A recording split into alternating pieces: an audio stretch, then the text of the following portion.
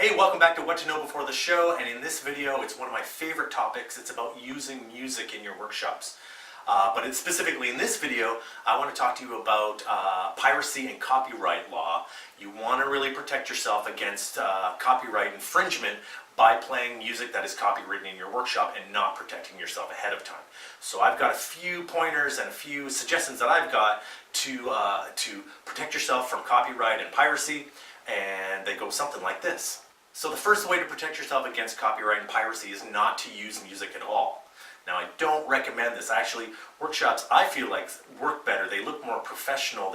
They have more energy to them if you do use music in your workshop, and you can use this through different parts of your workshop, entries and exits from the room, putting your participants in different activities. There's a ton of music out there to use. So the first suggestion is not to use music.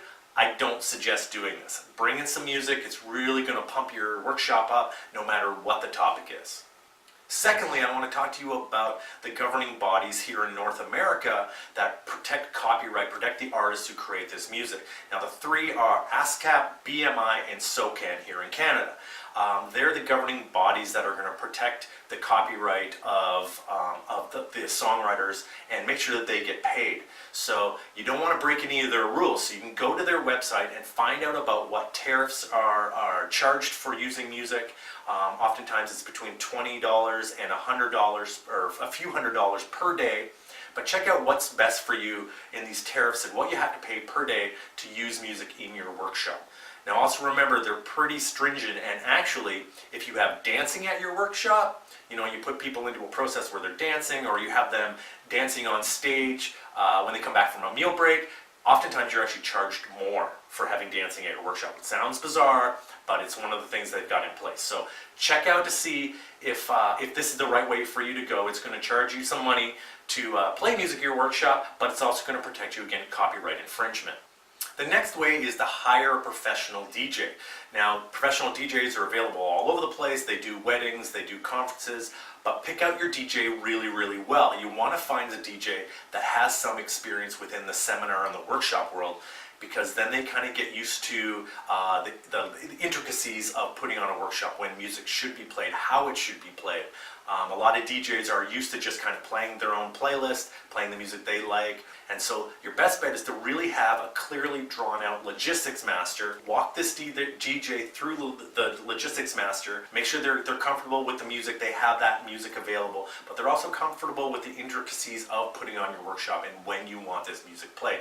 So hiring a DJ is another option. Another one is for you to become the DJ. You can go online to DJ Service and get your own DJ license, which will really protect you against any copyright infringement.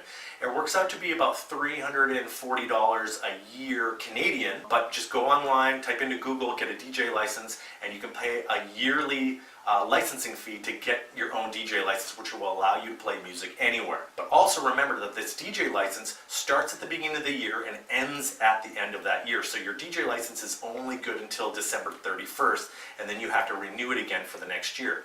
So if you're going to get the DJ license, get it as early on in the year as possible, and you'll be able to take advantage of that full year of coverage. So that's another option, is get your own DJ license and play your own music at your workshop. Now, this can also become difficult if you're a one-person show and you're on stage and you have to be fiddling through your iPod or your laptop to put on that song that's going to take people to break. If you can, bring in a DJ that's going to do the work for you, so that you can just focus on being on stage and delivering your material to your audience. The last way, and this is the best way I suggest to you, is actually to check with your venue. Now, a lot of venues, community centers, hotels, conference centers, schools, pay an annual licensing fee for music.